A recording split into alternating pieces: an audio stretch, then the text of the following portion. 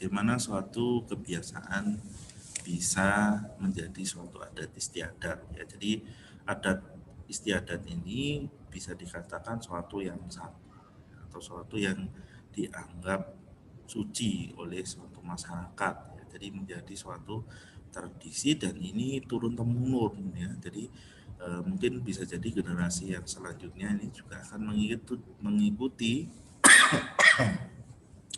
kebiasaan yang sebelumnya. Sedangkan kebiasaan belum tidak merupakan tradisi. Ini perbedaan antara kebiasaan yang belum menjadi adat istiadat dan kebiasaan yang sudah menjadi adat istiadat ya.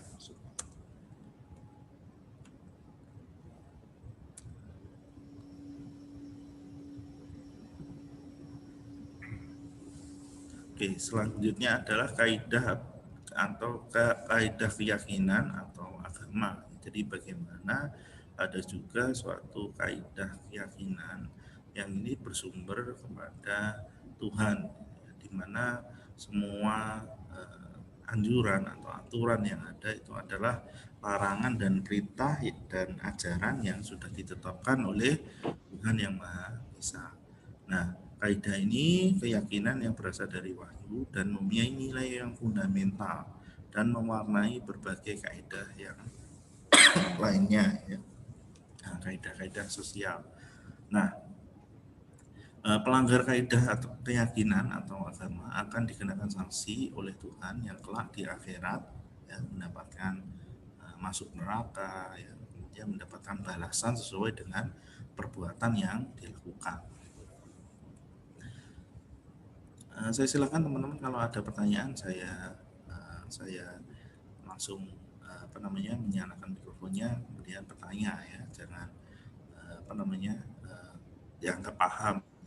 Oke, selanjutnya adalah kaidah hukum, yaitu ketentuan yang dibuat oleh pejabat yang berwenang yang mempunyai sifat memaksa untuk melindungi kepentingan manusia dalam pergaulan kehidupannya dan mengatur tata tertib kehidupan bermasyarakat. Jadi seperti yang saya ucapkan tadi bahwa manusia dengan satu dengan yang lainnya ini membutuhkan suatu aturan sehingga tidak melanggar hak, ya, tidak melanggar hak dari seseorang. Ya, jadi ketika adanya aturan ini adalah tujuannya melindungi manusia, hak dari manusia tadi, melindungi hak untuk hidup, melindungi hak untuk apapun yang ada di dalam manusia sehingga terciptanya ketertiban dan kedamaian dalam kehidupan bermasyarakat. Kemudian kita akan sedikit mengulas tentang moral ya, tadi setelah norma dan macam-macam norma ya, sekarang kita akan mengulas tentang moral. Seperti yang saya sampaikan tadi, moral ini adalah baik buruk. Bagaimana seseorang ini menganggap suatu baik dan buruk, ya, entah itu barang, entah itu sifat ya, entah itu apa yang dilihat di dalam panca indera itu adalah ketika orang melihat sesuatu maka orang itu akan melakukan penilaian ya. Ketika itulah moral bekerja, dia akan menentukan apakah yang dilihat itu baik atau buruk ya, sesuai dengan apa yang dianutnya ya. Jadi bisa saja pandangan seseorang terkait moral ini berbeda-beda ya. Ada yang menganggap yang dilakukan itu bermoral ya, makan menggunakan tangan kanan. Kalau orang luar negeri menganggap makan menggunakan tangan kanan itu ya biasa saja, tangan kiri ya maksud saya, mohon maaf, maksudnya tangan kiri gitu ya. Anggapannya mereka biasa saja, tapi bagi orang Indonesia makan menggunakan tangan kiri itu dianggap tidak baik ya, atau tidak bermoral.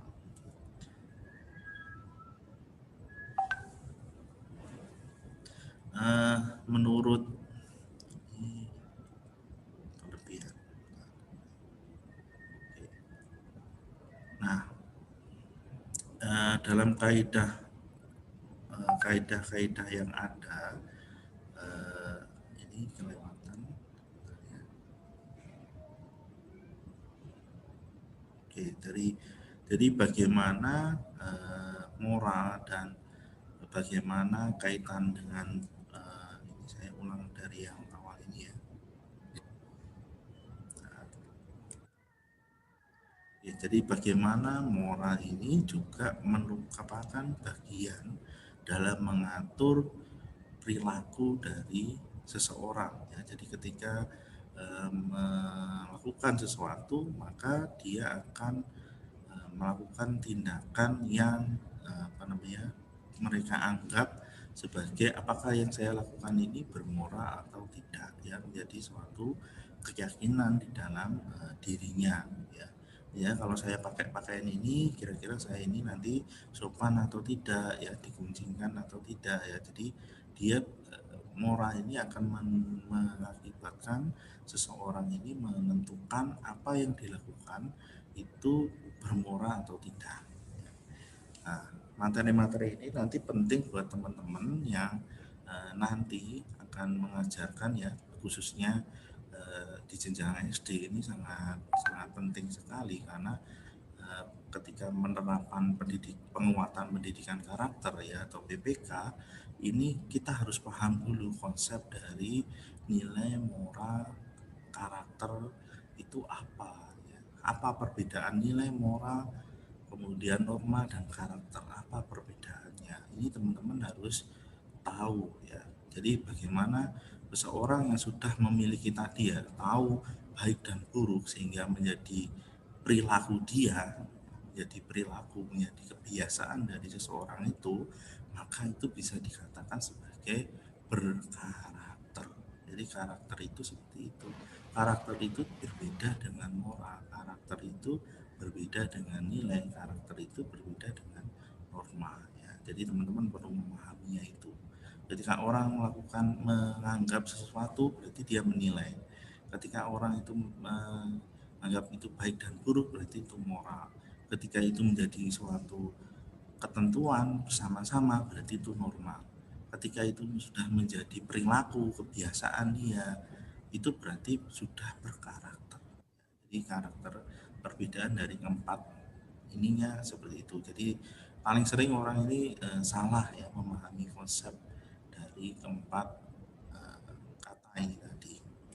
Oke, sekarang kita akan membahas kepada hukum ya. Bagaimana Prof. Mukhtar mengungkapkan hukum adalah perangkat kaidah, ya. Jadi gabungan dari kaidah-kaidah, bisa jadi dari kaidah sosial yang ada di masyarakat, baik itu kesusilaan, kesopanan maupun kaidah agama ya. Dan asas-asas yang mengatur kehidupan manusia di dalam masyarakat. Jadi bagaimana hukum ini adalah kaidah-kaidah yang mengatur dan ada asas yang menjadi ketentuan ketika hukum ini diterapkan. Tujuan dari hukum ini adalah untuk mencapai kedamaian ya, seperti yang saya sampaikan tadi, adanya keselarasan, keselasian dan keseimbangan antara ketentraman dan ketertiban. Jadi bagaimana hukum ini mampu menciptakan rangkaian ini. Kemudian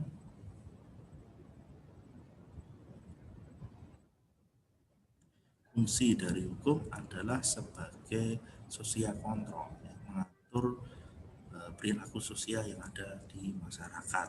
Jadi bagaimana hukum ini sebenarnya sebagai pengontrol manusia ini agar tertib.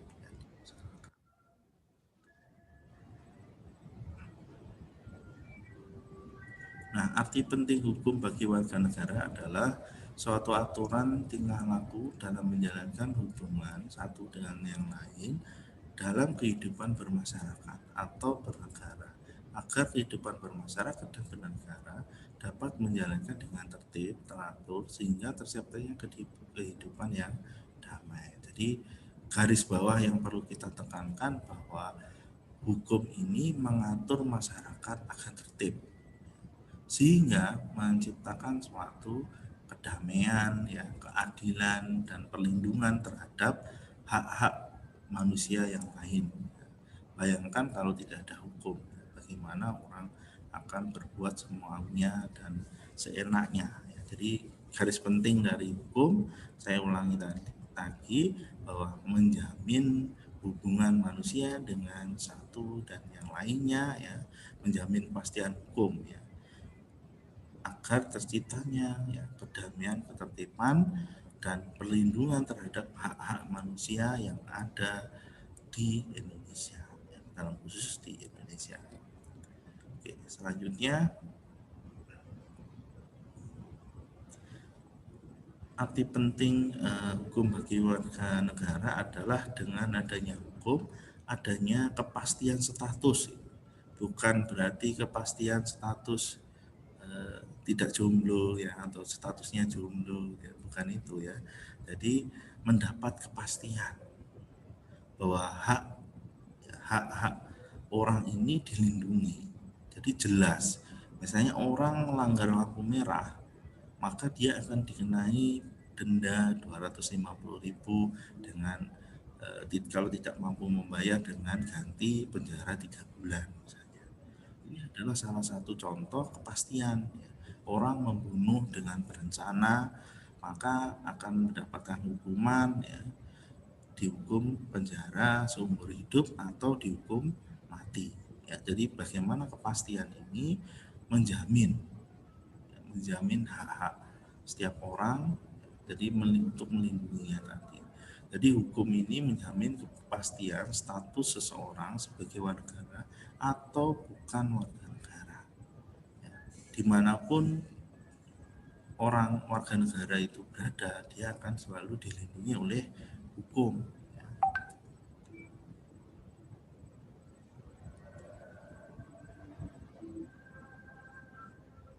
Nah, yang selanjutnya arti penting hukum bagi warga negara adalah menjamin terpenuhinya hak-hak warga negara dan menjamin agar pemerintah tidak melakukan tindakan sewenang-wenang kepada setiap warga negara. Jadi hukum ini tidak hanya mengatur pada warga negara, tapi juga mengatur pemerintah yang notabene sebagai pembuat undang-undang, membuat peraturan perundang-undangan, ya, agar pemerintah ini tidak semena-mena terhadap masyarakat, karena ada fungsi DPR sebagai fungsi pengawas dari pelaksanaan pemerintah, ya. Jadi ada fungsi pengawasan yang ada di dalam DPR yang akan melakukan pengawasan supaya pemerintah ini tidak melakukan pelanggaran-pelanggaran atau penyelewengan terhadap peraturan perundang-undangan yang sudah dibuat, ya.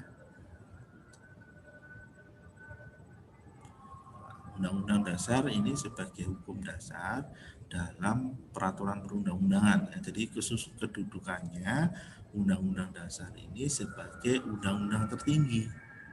Nah, undang-undang dasar ini juga bersumber kepada Pancasila. Kalau teman-teman kemarin kuliah Pancasila, ya, Pancasila sebagai dasar negara, tentu teman-teman masih mengingat itu, ya. Jadi bagaimana Pancasila ini sebagai sumber dari segala sumber hukum. Jadi segala peraturan yang ada di Indonesia itu bersumber pada Pancasila, karena Pancasila juga dikatakan sebagai sumber nilai, sumber ideologi yang ada di Indonesia. Jadi bersumber kepada Pancasila, kemudian didasarkan, ya, pada Undang-Undang Dasar 45, sehingga peraturan undang-undang yang lain itu harus mengacu kepada Undang-Undang Dasar dan Pancasila, tidak boleh bertentangan dengan Undang-Undang Dasar dan Pancasila, ya.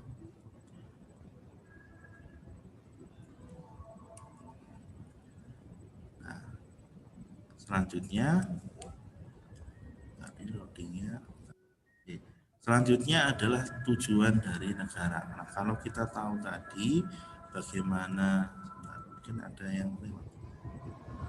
Nah, sebelum kita melihat bagaimana Undang-Undang Dasar ini menjadi dasar dari suatu hukum, kita perlu melihat, teman-teman, ada bentuk negara kita.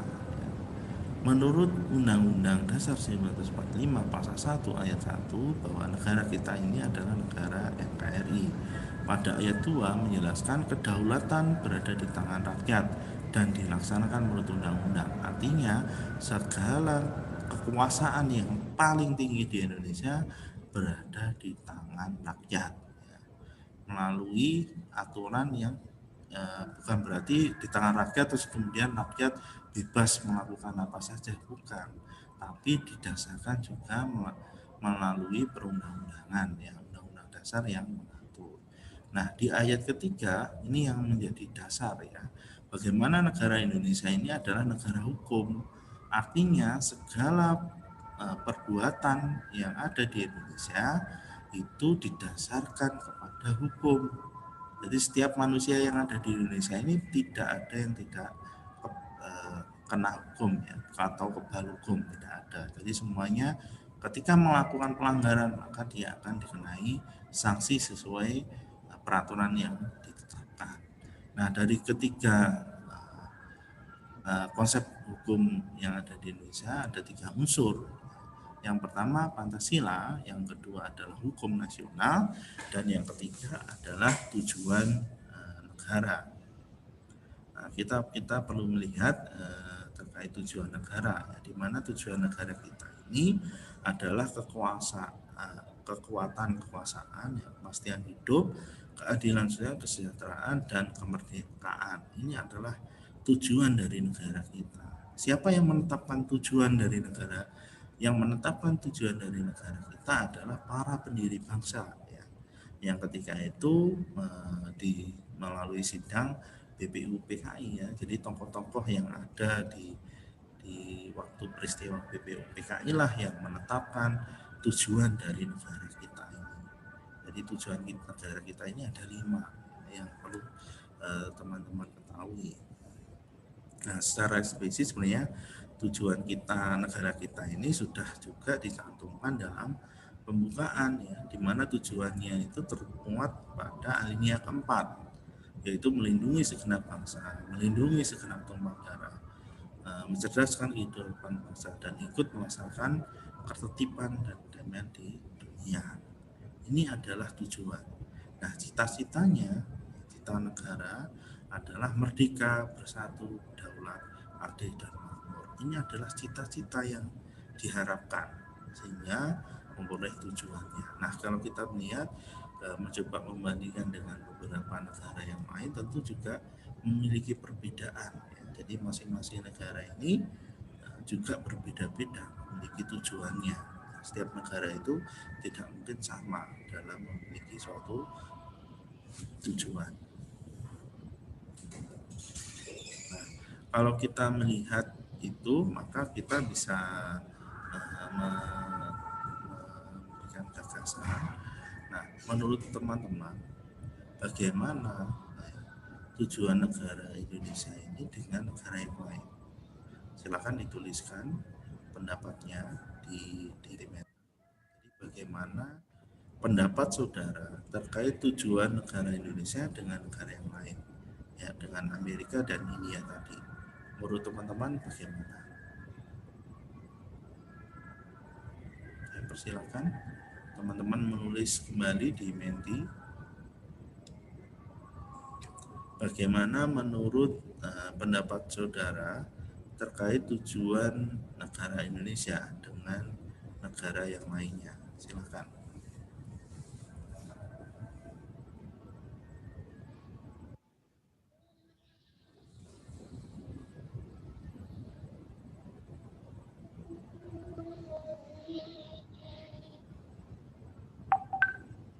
Bisa? Oke, kita lewati aja karena waktu kita akan terbatas. Oke, sekarang ada pertanyaan 1 sampai 5. Nanti akan ada hasil akhir dari kuis 5 ini. Silakan teman-teman memilih karakter yang ditentukan. Kemudian nanti akan saya mulai 1 menit untuk persiapan. Silakan teman-teman memilih karakternya. Kalau bisa berbeda-beda, ya, supaya bisa muncul, ya. Baru 19 yang siap bergabung dalam kuis. Saya persilakan teman-teman yang lain. 10 orang lagi bergabung. 8 orang lagi, silakan. Yang belum bergabung, tinggal 8 orang.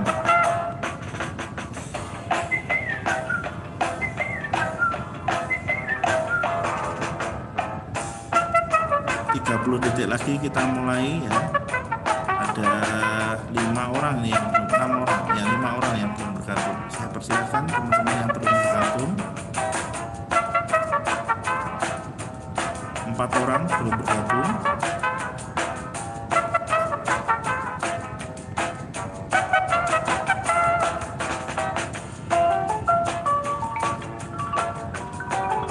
Kita akan mulai hitungan kelima.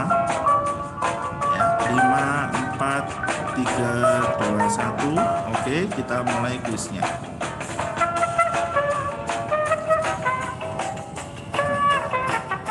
Hubungan antara pembukaan dengan pasal-pasal dalam Undang-Undang Dasar Negara Republik Indonesia 45 adalah, silakan memberikan jawaban, waktunya 30 detik.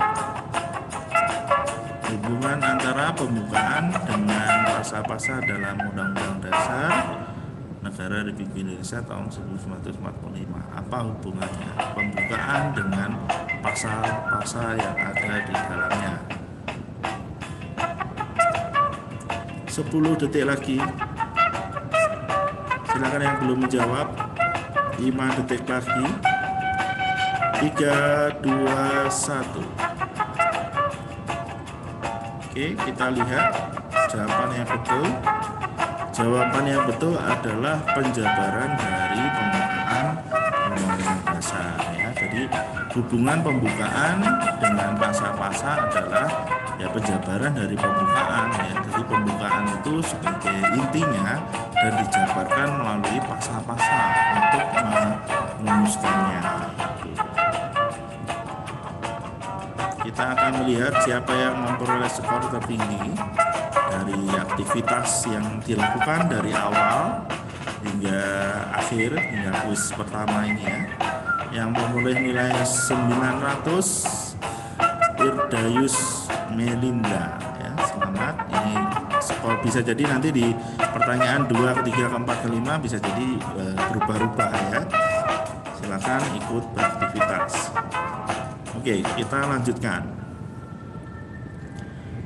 Nah, kalau teman-teman tadi sudah tahu bagaimana hubungannya, maka kita perlu melihat sebenarnya konsep urgensi dari dasar negara.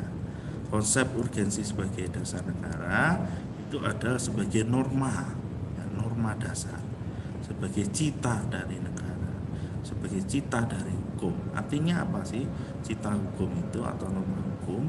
Bahwa negara ini diperintahkan oleh konstitusi dan berdaulat oleh hukum, Aristoteles. Jadi bagaimana kalau kita bisa kesimpulan bahwa ketentuan peraturan yang mengikat norma hukum ini memiliki jenjang yang bertingkat. Artinya norma hukum ini sebagai dasar itu ada peraturan atau undang-undang atau dasar yang lain yang mengatur di bawahnya.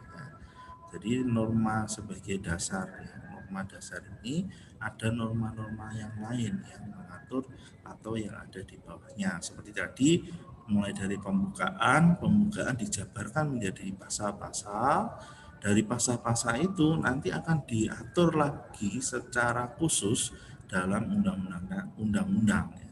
Diatur lebih khusus lagi dari yaitu melalui pemerintah PP ya, peraturan pemerintah, atau lebih khusus lagi misalnya diatur dalam peraturan menteri, diatur dalam peraturan gubernur ya, peraturan bupati, peraturan kepala desa ya. Jadi bagaimana jenjang-jenjang ini harus saling berkaitan. Tidak boleh peraturan desa bertentangan dengan peraturan bupati, tidak boleh peraturan bupati bertentangan dengan gubernur, begitu seterusnya. Jadi antara peraturan yang berada di bawah itu tidak boleh bertentangan dengan peraturan perundang-undangan yang ada di atas atau menjadi dasar. Nah, kita lanjut. Kuis kembali. Kuis yang kedua. Silakan teman-teman yang bergabung. Kita mulai kuisnya. pertanyaannya adalah Pancasila sebagai dasar negara ini tercantum jelas dalam Undang-Undang Dasar. Terletak pada waktu cukup panjang ya menjawabnya. Pancasila sebagai dasar negara Indonesia tercantum jelas dalam Undang-Undang 45. Terletak pada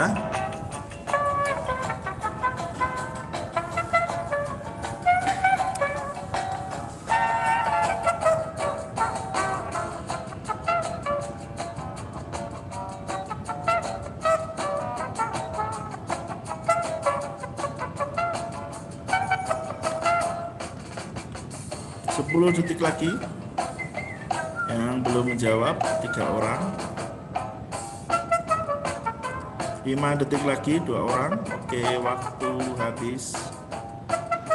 Ya, pada pembukaan ya Pancasila itu sebenarnya dalam Undang-Undang Dasar itu posisinya berada di pembukaan. Oke, kita lihat sekarang skor yang paling tinggi. Apakah masih atau bergeser?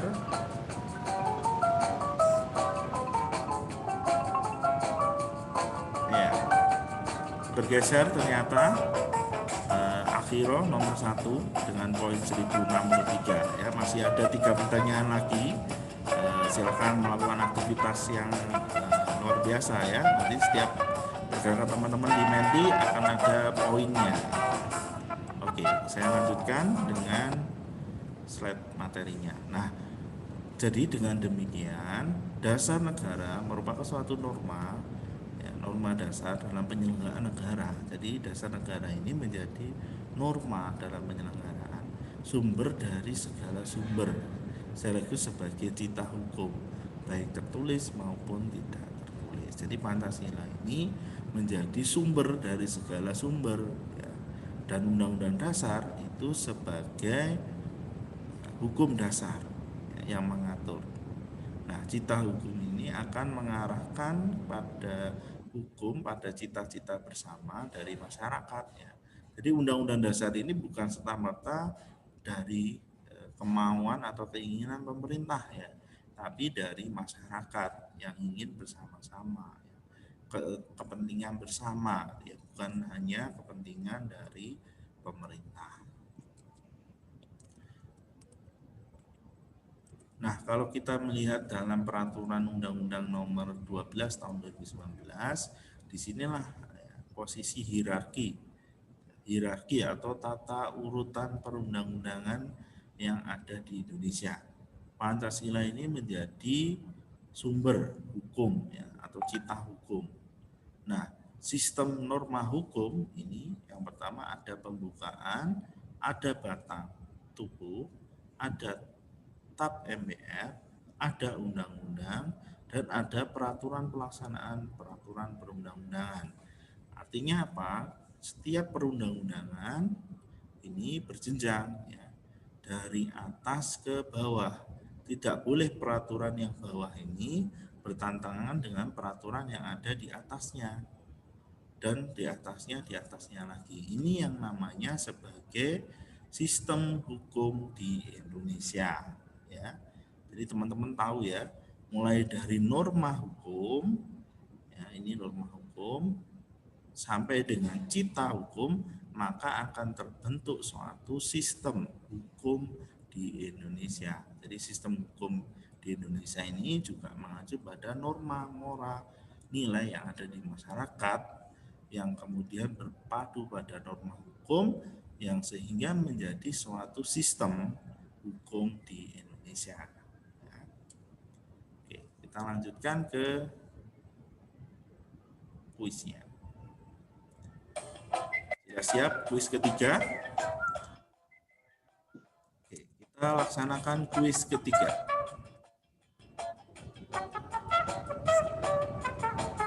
Apakah peraturan adat boleh bertentangan dengan peraturan desa atau bupati?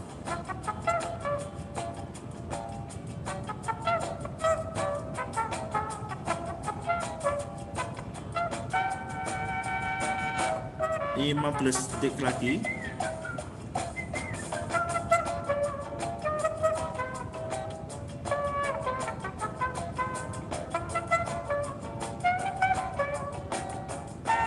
3, 2, 1. Oke, jawabannya yang benar adalah tidak boleh.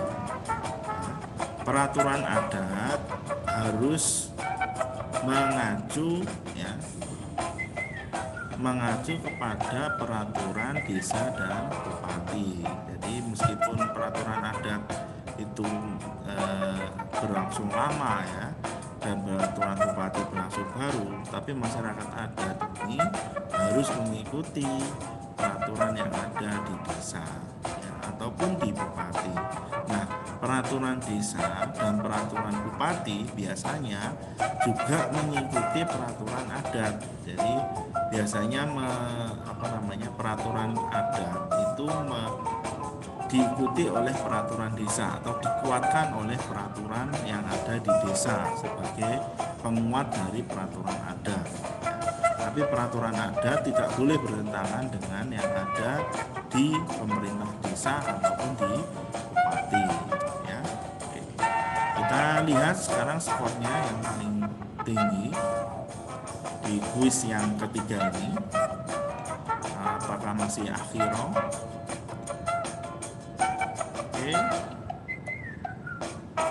Wah, ternyata bergeser Octavia sekarang yang berada di nomor 1. Oke, kita lanjutkan kepada slide-nya. Nah, dalam penempatan ini Pancasila sebagai sumber dari segala sumber hukum yaitu menjadi rujukan ya, dari peraturan perundang-undangan yang ada di bawah atau di tingkat selanjutnya. Nah, sekarang kita melaksanakan kuis keempat. Silakan bergabung kembali. Kita mulai kuisnya yang keempat.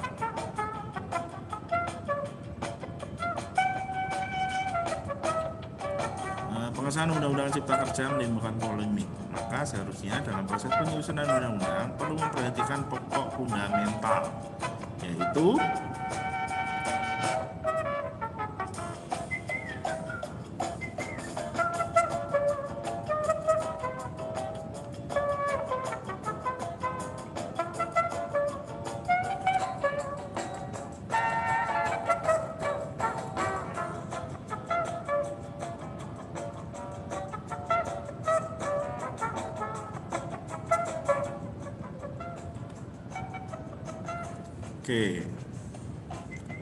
Oke, jawabannya adalah kedudukan Pancasila sebagai sumber dari segala sumber hukum ya. Jadi undang-undang ini kan berada di bawah. Nah, maka ketika membuat undang-undang Cipta Kerja seharusnya melihat Pancasila sebagai sumber hukum. Ya, jadi tidak bisa bertentangan ya. Jadi harus melihat Pancasila karena Pancasila ini kan sumber dari segala sumber hukum. Pancasila itu sebagai nilai ya, yang mewakili semua yang ada di Indonesia. Oke, kita lanjutkan pada slide-nya. Kita lihat dulu skornya yang memperoleh nilai yang lebih tinggi sekarang. Apakah masih Octavia? Ya, sepertinya masih Octavia yang menduduki peringkat pertama. Oke, kita lanjutkan. Nah, dari sinilah kita bisa melihat teman-teman bagaimana seharusnya, misalnya kayak seperti Undang-Undang Cipta Kerja tadi, sebenarnya harus mengacu kepada nilai-nilai yang ada di dalam Pancasila, gitu ya. Kalau mengacu kepada norma yang berlaku di masyarakat, kan norma setiap daerah itu berbeda-beda. Ya. Tapi kalau mengacunya kepada Pancasila, ini kan sudah universal, artinya sudah sama ya, masing-masing daerah di Indonesia ini sama ya, mengakui nilai Pancasila itu bisa diterapkan di daerah manapun ya, di daerah mana saja yang ada di Indonesia. Jadi ada nilai-nilai inilah yang seharusnya menjadi dasar acuan dalam membuat suatu peraturan ya, baik itu tata tertib sekolah atau peraturan yang ada di sekolah ya, peraturan yang ada di kelas ini harus mengacu kepada Pancasila ya. Oke, sekarang kita ke kuis terakhir sepertinya. Oke, kuis terakhir teman-teman.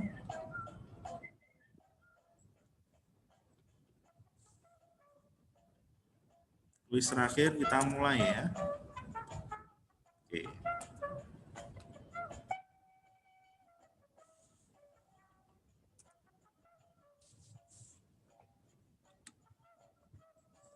Siap?